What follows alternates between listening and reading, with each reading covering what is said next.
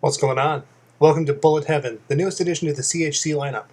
I figured with so many shmups being covered in casually hardcore as it was, they might as well get their own video series. To start things off, we're going to take a look at 1943 for the NES.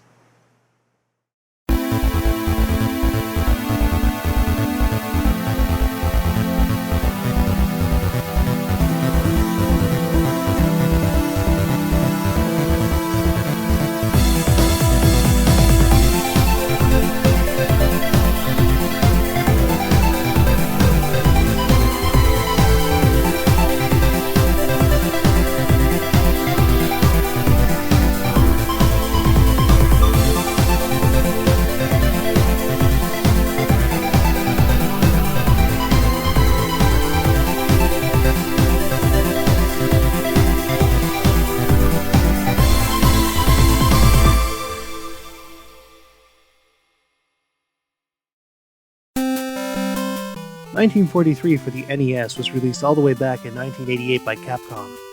This vertical-oriented shoot-'em-up is 21 years old, but still manages to be very innovative despite this, even when compared to similar games today. Similar to Capcom's previous entry, 1942, it boasts several enhancements that make it a superior game. One of the biggest things that makes this game so great is the ability to choose the way you upgrade your plane. There are many different attributes that you can distribute your points towards. Mid-level, you can also distribute additional points, if you know where to find the items to collect for them. What this does is give you an immense amount of strategy to tackle the entire game. It also allows for different playstyles to be used. A defensive player could boost their defense early on, and gain power as they go. Conversely, the player could opt to take special weapons and offensive power on the outset, opting for greater defensive power later on.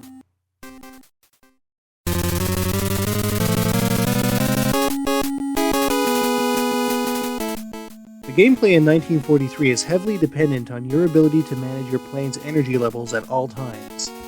You've only got one life to get the deed done, and even though your plane will be able to take a certain amount of hits, your energy levels will constantly deplete as your plane flies through the air.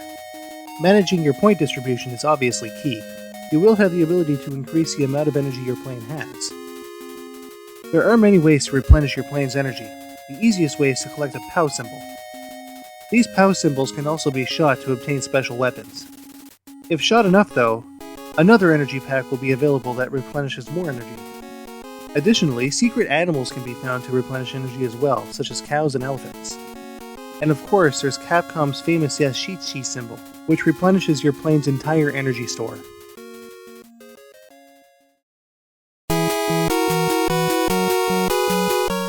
"1943 is played over the course of 24 levels. That makes this a pretty long game, but it also gets very difficult around the halfway point. As if the swarms of enemy aircraft in the air and boats on the surface aren't enough, each stage has a huge boss at the end that you have to deal with. Often they're bristling with guns and even launch their own planes. With the right special weapons and careful use of the charge shot though, you can make quick work of these enemies. If things get a little too hairy for you though, you can always use the trademark roll that 1942 was made famous for. In 1943, the roll also doubles as a bomb attack, clearing all bullets and small planes from the screen. It will also stun bosses, making it easier for you to take out their guns. Thankfully, even though you only have one life, you're able to continue as many times as you like. However, you will start at the beginning of the stage. Additionally, if you have to call it quits, you can also resume your game by using a password. You'll start at the last stage that your password applies to, and you'll have all of the power-ups that you've gained along the way. This not only makes for a very lengthy play experience, but it also gives the game pack itself a fair bit of longevity, seeing as there's no batteries involved. So, with super flexible gameplay and customization, along with 24 stages and all kinds of secrets to find and collect, how does 1943 for the NES stack up? Let's take a look.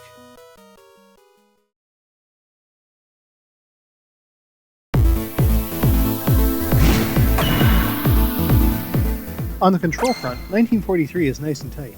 Moving your P-38 around never comes off as too sluggish. With 24 levels, it's quite a long game. The challenge rating is also strong, with a great difficulty curve that comes off as tough, but not impossible. In terms of the visual and sound, for a game that's 21 years old anyways, it's not so very bad. And on the ingenuity front, 1943 scores top marks for its excellent customizability. When it's all said and done, I highly recommend 1943 for the NES.